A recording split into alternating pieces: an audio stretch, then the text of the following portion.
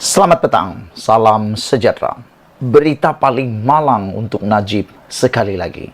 Selepas dihantar ke penjara Kajang semula, hari ini aku dapat satu lagi laporan yang paling malang untuk Najib, yaitu peniaga melapor kepada polis dakwaan layanan istimewa terhadap Najib. Kita nak ulas tentang laporan polis ini yang dibuat oleh peniaga mendakwa layanan istimewa terhadap Najib. Apa implikasinya selepas adanya laporan polis ini? Saudara penonton sekalian, seorang ahli perniagaan membuat laporan polis berhubung dakwaan bahawa bekas Perdana Menteri Najib Razak diberi layanan istimewa ketika menjalani hukuman di penjara Kajang. Sheikh Fahmi Sheikh Jafar membuat laporan polis itu di Balai Polis Petaling Jaya hari ini. Dalam laporan berkenan, Sheikh Fahmi berkata, dia terbaca satu hantaran di Twitter bertajuk Najib Tipu Sakit yang mendakwa bekas Perdana Menteri itu diberikan satu kod nama istimewa merpati serta diberi layanan berbeza berbanding banduan lain. Justru dia menyifatkan layanan istimewa tersebut sebagai konspirasi jahat dan menggesa pihak polis menyiasat mereka yang terlibat.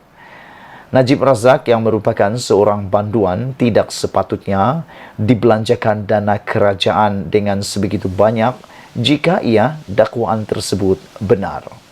Konspirasi jahat untuk memberikan layanan istimewa kepada Najib Razak ini jelas menunjukkan wujud elemen salah guna kuasa dan pecah amanah dalam tugasan oleh pihak atasan, termasuk Perdana Menteri, Menteri Kesihatan, Pengarah Kementerian Kesihatan, pegawai-pegawai tinggi kerajaan, pihak penjara dan beberapa pihak lain yang perlu disiasat oleh pihak polis yang turut sama terlibat dalam pengkhianatan tugas dan amanah kepada rakyat dan negara, katanya dalam laporan polis tersebut.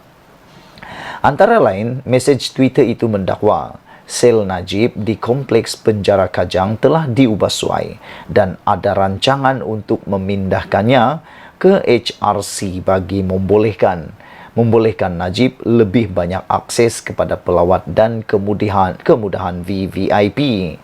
Sheikh Fahmi ditemani Setiausaha Pejuang Akif Rusli, Timbalan Ketua Peguam Pejuang Muhammad Rafiq Rashid Ali dan Peguam Muhammad Fakhruddin Nasraldin ketika membuat laporan polis tersebut.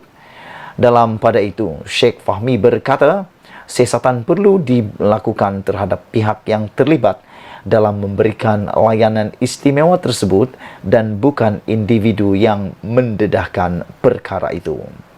Najib kini menjalani hukuman penjara 12 tahun selepas Mahkamah Persekutuan mengekalkan sabitan dan hukuman terhadapnya dalam kes dana SRC Internasional berjumlah RM42 juta. Najib dihantar ke Hospital Kuala Lumpur 2 minggu lalu atas alasan berkaitan masalah perut yang menurut keluarganya disebabkan tekanan.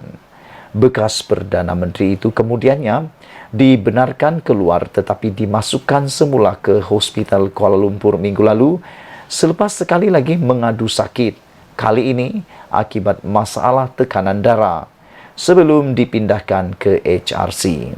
Dalam satu kenyataan hari ini, HRC menjelaskan Najib kini dalam keadaan baik dan telah diberikan pelepasan perubatan bagi membenarkannya dihantar semula ke penjara Kajang. Saudara para penonton sekalian, apakah implikasi terhadap Najib dan juga penjara Kajang dengan adanya laporan ini? Saudara-saudara sekalian, tanpa ada laporan polis dibuat, apapun yang dibuat, apapun yang dikata oleh netizen, lebih-lebih lagi dalam media sosial, di Twitter maupun Facebook atau sebagainya, maka perkara itu dianggap seperti surat layang semata-mata. Tidak ada apa-apa tindakan yang akan dibuat. Kerana perkara itu, perkara yang tidak mempunyai asas, kalau hanya melalui media sosial. Namun, dengan adanya laporan polis dibuat oleh individu ini bersama dengan 3 peguam bersamanya, mahu tidak mahu, tidak terlepas kali ini, pihak polis harus membuat siasatan kerana ianya telah masuk dalam media, dibuat sidang media, dan lebih penting lagi diiringi oleh peguam dan sudah ada laporan bertulis. Makna kata, tidak ada pilihan lagi untuk pihak kerajaan yang terlibat, khususnya Kementerian Dalam Negeri dan juga khususnya Jabatan Polis Diraja Malaysia untuk perlu menangani laporan ini, perlu memanggil orang-orang terlibat bagi mendapatkan penjelasan dan seterusnya membuat siasatan. Dan sekiranya menurut pelapor ini, sekiranya terdapat unsur salah guna kuasa, penyelewengan kuasa orang tertentu, itu perlu diambil tindakan dan dihadapkan ke muka pengadilan, katanya lagi. Jadi di saat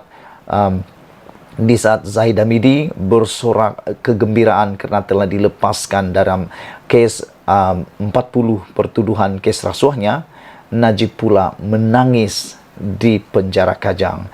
Bukan saja susah hidupnya di sana, tetapi juga kini semua mata memerhati pada Najib. Apapun Najib lakukan tidak akan terlepas daripada netizen, kerana harus diingat, waktu Anwar Ibrahim dimasukkan dalam penjara beberapa tahun yang lepas, kuasa netizen pada waktu itu tidak sehebat pada waktu ini. Kuasa media pada waktu itu tidak sehebat seperti hari ini. Pada hari ini, hanya ambil sedetik, hanya ambil masa 1-2 detik, tersebar seluruh maklumat di seluruh Malaysia, bahkan ke seluruh dunia. Semua orang boleh membaca, semua orang boleh menilai. Jadi hari ini, setelah adanya sidang media dan juga laporan polis ini tersebar kemana-mana, pastilah semua netizen menanti laporan daripada polis Diraja Malaysia pula tentang dapatan siasatan berkaitan dengan dakwaan wujudnya merpati ini atau wujudnya dakwaan layanan istimewa terhadap Najib. Kita berdoa semoga dakwaan ini tidak menjadi kebenaran ataupun dakwaan ini tidak benar, supaya Najib tidaklah mengalami tekanan lebih lagi. Kita takut nanti tekanan yang lebih besar dialaminya boleh menyebabkan dia makin sakit perut pula. Malaysia kita punya, kita jaga sama-sama. Jangan lupa tinggalkan komen anda. Kita jumpa lagi dan bye-bye.